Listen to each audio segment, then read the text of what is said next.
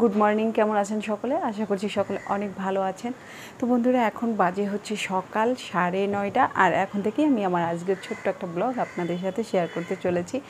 আমার ওদিকে রুটি তৈরি করা শেষ হয়ে গেছে। সকালবেলা ঘুম থেকে উঠেছি, কিন্তু বাচ্চাদের আজকে কোনো নাস্তা দিতে পারিনি, কারণ হচ্ছে ঘুম থেকে উঠতে একটু দেরি হয়েছিল। বাচ্চারা নাস্তা না খেয়েই স্কুলে চলে গেছে, কিন্তু তাতে সমস্যা নেই, কারণ হচ্ছে ওরা প্রতিদিন হচ্ছে 30 টাকা করে স্কুলে নিয়ে যায় ওরা নাস্তা খাওয়ার জন্য, আবার নাস্তাও খেয়ে যায়। তো বড় মেয়েটা একটু হিসাবি, ও হচ্ছে কখনোই নিজের টাকা ভেঙে খাবার খায় না আর কি, বাহিরে খুব একটা, কিন্তু প্রয়োজনে টাকাটা ব্যবহার করে যদি ভালো কাজ হয়। যেমন ও মন্দিরের জন্য অনেক জিনিস কেনে, পুজো দেয়, পুজোর জন্য, প্রসাদের জন্য, বিভিন্ন কাজেও টাকাটা গুছিয়ে কাজে লাগায়। তো আর বাকি দুই মেয়ে, যে মেজো মেয়ে আর ছোটো মেয়ে, ওরা প্রচুর পরিমাণে টাকা ভাঙে। ওর হচ্ছে খাবার দাবার খাবে, এই কাজটা করবে।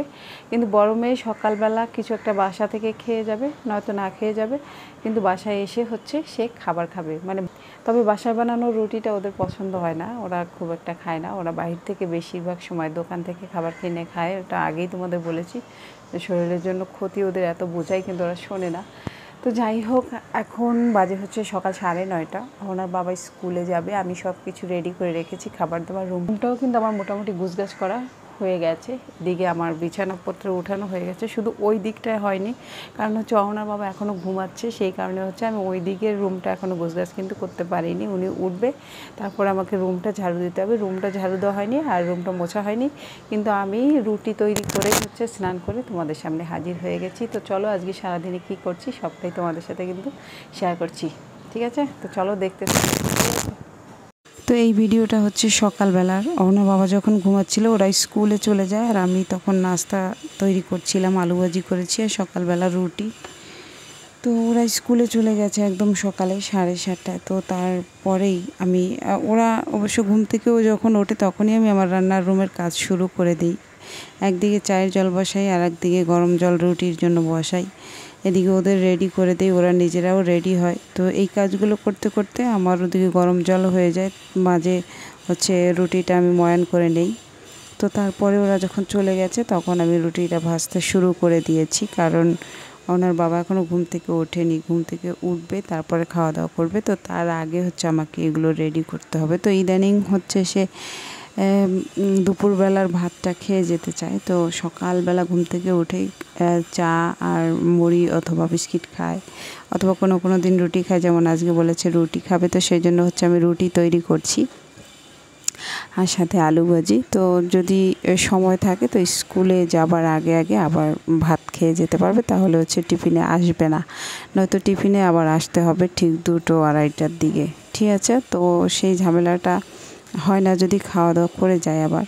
তো এখন ঘুম থেকে উঠে যদি একটু তাড়াতাড়ি উঠে খেত, তাহলে আবার ভাত খেয়ে যেতে পারতো। ওদিকে আমি কিন্তু ফাঁকে ভাতটাও বসিয়ে নিয়েছিলাম, ভাতটাও কিন্তু হয়ে গিয়েছিল, একটা সিদ্ধ বসিয়ে দিলেই হয়ে যাবে। তো যেটা করে আর কি, তো নাস্তাটা আগে তৈরি করব, তারপরে যদি খায় তো আবার ভাত খেয়েও যেতে পারবে। তো এদিকে আমার রুটিটা ভাজা হয়ে গেছে, এখন আমি আলুটা ভেজে নেব। আলুটা কেটে রেখে দিয়েছি, সব কিছু রেডি করে রেখেছি। আসলে সকালবেলা উঠে সব কিছু রেডি করতে থাকি। এই যে দেখো, ফাঁকে ভাতটা বসিয়ে দিয়েছিলাম, তোমাদের তো একটু আগে বললাম যে ভাতটাও হয়ে গিয়েছিল যাবার আগে।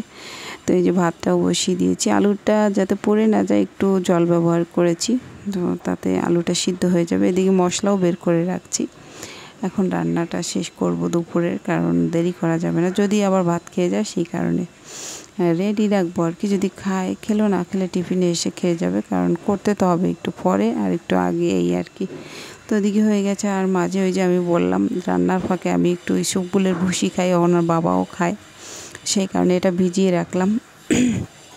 তো এটা হচ্ছে ফাঁকে খেয়ে নেব যখন আমার খুব বেশি গরম লাগে তখন, তো এখন এটা ভিজিয়ে রেখে দিচ্ছি।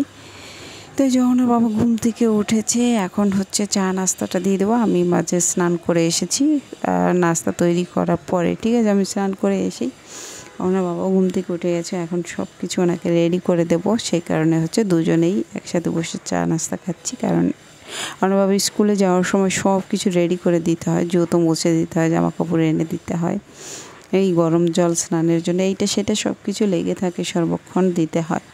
তো সেই কারণে খাওয়া দাওয়াটা একসাথে করে তারপরে এইগুলো আবার গোছগাছ করবো, ঠিক আছে?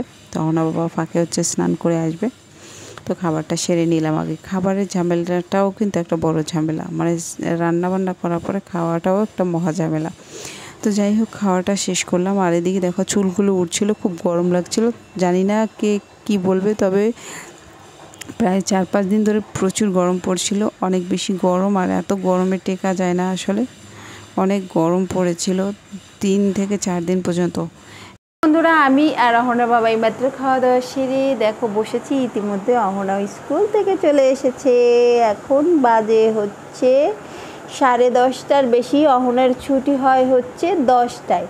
তো অহনা স্কুলে খেলাধুলা করেছে, আর আমি এদিকে টেনশন করছিলাম। আর অহনার বাবাকে বারে বারে জিজ্ঞেস করছিলাম, অহনা কেন আসছে না, কেন আসছে না, তাহলে কি আমি স্কুলে যাব অহনাকে আনতে? অহনার বাবা বললো না, যাওয়ার দরকার নেই, অহনা আসলে খেলছে। তো সঠিক কথাই বলেছিল অহনার বাবা, কারণ অহনা এত সময় খেলছিল। তো খেলাধুলো করে দেরি করে কিন্তু এসেছে, প্রায় কিন্তু 11টা বেজে গেছে, ঠিক আছে। আর অহনার বাবাও হচ্ছে স্নানে চলে গেছে, রেডি হবে, এখন স্কুলে যাবে। আর অহনা এই যে ইতিমধ্যে অহনা চলে এসেছে, দেখতে পাচ্ছ, স্কুল থেকে এসেছে। তো অহনা এখন খাওয়া দাওয়া করবে, আমি একটু রুমটা ঝাড়ু দেবো, তারপরে হচ্ছে রান্নার কাজ আবার শুরু করতে হবে। তো রান্না আজকে তোমাদের সাথে বেশি একটা শেয়ার করতে পারছি না, কালকের একটা রান্নার ভিডিও রয়েছে, তো ভাবলাম আজকে সেই রান্নার ভিডিওটা তোমাদের আজকের ভিডিওর সাথে জুড়িয়ে দেবো, ঠিক আছে। তো চলো দেখতে থাকো। তো অহনা এখন একটু খেলাধুলা করবে, আর ও স্নানও করবে, স্নান করতে যাবে। তো ততক্ষণে আমি রুমটা একটু ঝাড়ু দিয়ে মুছতে হবে, রুমটা ঝাড়ু দেবো, তারপরে আমার অন্যান্য কাজ করতে হবে। অহনাকে খাবার দিতে হবে, তো ওকে খাবারটাও দিয়ে দেবো ফাঁকে, ঠিক আছে। তো এদিকে রুমটাও ঝাড়ু দিয়ে দিচ্ছি, কারণ পরিষ্কার না করলে বালু বালু লাগছিল অনেক রুমের মধ্যে। ওরা যখন স্কুলে যায় তখন জুতো নিয়ে সারা রুম দিয়ে হাঁটাহাঁটি করে, তো সেই কারণে বালু বালু লাগে রুমের মধ্যে, আমার ভালো লাগে না। সত্যি বলতে নিচতলা থাকতে আমার আর ভালো লাগছে না, তাও তো থাকতে হবে, কিছু করার নেই। আর বাচ্চারাও আছে অনেক দুষ্ট, সারা রুম জুড়ে হাঁটাহাঁটি করবে, তাও হচ্ছে স্কুলের যে জুতো যেটা পরে স্কুলে যায় সেটা নিয়ে আমার খুব খারাপ লাগে। তো যাই হোক, রুমটা ঝাড়ু দিয়ে দিচ্ছি। ওরা আবার একটু পর স্কুলে থেকে চলে আসবে, তো ওরা আসলে আবার সেই দৌড়াদৌড়ি শুরু হয়ে যাবে, খাবার দাও, এটা দাও, সেটা দাও করতে হয়। সারাক্ষণ সেই ব্যস্ততার মধ্যেই কিন্তু জীবনটা কাটে আমাদের, ঠিক আছে। এভাবেই কিন্তু জীবনটা আমাদের সারাটা সময় কাটাতে হয়, এই কাজ করো সেই কাজ করো। মহিলাদের আর কি বসে থাকার মতন কোনো ব্যাপার নেই, ঠিক আছে। মহিলারা সারাক্ষণ কাজেই ব্যস্ত থাকে, তারপরেও যত দোষ আমাদেরই হয়। তো যাই হোক বন্ধুরা, এই তো অহনা স্কুল থেকে আসার সময় কিছু ফুল নিয়ে এসেছে পুজো দেওয়ার জন্য, স্নান করে আর কি পুজো দেবে, সেই কারণে 3 মেয়েই আমার স্নান করে পুজো দেয়। তো স্কুল থেকে নিয়ে এসেছে, তো মাথা ভেঙে ফুল নিয়ে এসেছে।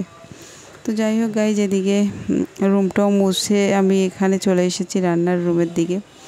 ভাতটা হয়ে গেছিলো, আর ফাঁকে একটু মাংস বসিয়ে দিলাম। আজকে বেশি একটা রান্না দেখাবো না, তোমাদের আগেই বলেছি। এখন শুধু মাংসটা রান্না করব, একটা ভাজি আছে, ঠিক আছে। আর সবজি একটা ছিল, কিন্তু শেয়ার করব না তোমাদের সঙ্গে, কারণ আরও একটা রান্নার ভিডিও রয়েছে আমার কাছে, সেটা আবার তোমাদের সাথে শেয়ার করতে হবে। তো দেখো প্রায় হয়ে এসেছে কষানোটা। আর এই যে দেখো, আমি কিন্তু স্কিপ করে গেছি, এতটা সময় ধরে রান্নাটা দেখাতে চাইনি। কষানো শেষ হয়ে গেছে, এখন মাংসটায় ঝোল দিয়ে দিলাম আর কি। তো এদিকে মাংস কিন্তু প্রায় হয়ে গেছে, কারণ হচ্ছে আমি অনেকটা সময় ধরে কিন্তু মাংসটা কষিয়ে নিয়ে এই যে ঝোল কমিয়ে নিয়েছি, হয়ে গেছে আমার আজকের রান্না। তো যাই হোক গাইজ, বিকেলবেলা হচ্ছে মুড়ি খাবো বুটের ডাল দিয়ে, সেই কারণে হচ্ছে বুট ভিজিয়ে রাখছি, এই যে দেখতে পাচ্ছ। তো এখন ভিজিয়ে রাখবো, মোটামুটি ভিজে গেছে, একটা বোলের মধ্যে রেখেছিলাম, তো এখন একটা বয়ামে সুন্দরভাবে আটকে রাখবো। এখন আর খুব বেশি ফুলবে না, মোটামুটি ভেজা হয়ে গেছে, তো এভাবে রেখে দেবো। বিকেলবেলা হচ্ছে রান্নাটা করব, ঠিক আছে। বিকেলবেলা মুড়ি খাবে। এদিকে আমার মেয়েরা এসে গেছে স্কুল থেকে, তো এসে বলল চা খাবে, দুধ চা। তো ওই দুধ থাকলে আর কি ওরা চা খাবে সারাক্ষণ, তাই কাজ। তো ওদের চা বিস্কিট দিয়ে দিচ্ছি, ওরা চা বিস্কিট খাবে, আর তারপরে হচ্ছে ভাত খাবে। ওদিকে মাংসটা হয়ে গেছে আমার। তো এই হচ্ছে আজকের একটা ভিডিও। তো গাইজ দেখো কত সুন্দর একটা কালার চলে এসছে চায়ে, দেখতে পাচ্ছ। চায়ের কালার তো খুব সুন্দর হয়েছে, কিন্তু আমি তো চা খেতে পারবো না। যাই হোক, তো বললাম তোমাদের আর একটা রান্না শেয়ার করব। এই যে সিমাই রান্না করছিলাম, আর তোমাদের সাথে সেটাই শেয়ার করলাম। এটা কালকের একটা ভিডিও, আজকের না। তো ভিডিও বড় হয়ে যাবে বলে হচ্ছে কালকে এই ভিডিওটা দিতে পারিনি, সেই জন্য আজকে ভিডিওটা শেয়ার করলাম তোমাদের সাথে। তো গাইজ আজকের ভিডিওটা এতটুকুই, আজকে আর ভিডিও বড় করব না, বিকেল পর্যন্ত আজকের ভিডিও তোমাদের সাথে আর শেয়ার করছি না। তোমরা ভালো থাকো, সুস্থ থাকো, সকলের জন্য শুভকামনা রইল। পরবর্তী আর একটা ভিডিওর অপেক্ষা করবে ঠিক এই টাইমে। কাল আবার নতুন আর একটা ভিডিও নিয়ে তোমাদের সামনে হাজির হয়ে যাব, ঠিক আছে? ততক্ষণ তোমরা অনেক বেশি ভালো থাকবে। তো এই যে দেখো সিমাইয়ে চিনি দিয়ে দিলাম, একটু লবণ দিলাম পরিমাণ মতো। যেটা বলবো আর কি, যদি আমাদের ভিডিওটা ভালো লাগে তাহলে অবশ্যই একটা লাইক দিয়ে সুন্দর একটা কমেন্ট করে যাবে। এমন একটা কমেন্ট করবে যাতে কোনো স্প্যাম না হয়, কারণ স্প্যাম হলে আমার ভিডিওর ক্ষতি হবে। আমার ভিডিও যে রিলেটেড সেই ব্যাপারে একটা সুন্দর করে কমেন্ট করে যাবে, ছোট বড় যতটুকুই হোক আমার ভিডিওর ব্যাপারে একটা কমেন্ট করবে, কিন্তু অন্য কোনো ব্যাপারে কোনো কথা বলবে না যে সাবস্ক্রাইব করুন বা সাব এগুলো বলবেন না। এগুলো বললে হচ্ছে ভিডিওতে স্প্যাম চলে আসে আর চ্যানেলে ক্ষতি হয়।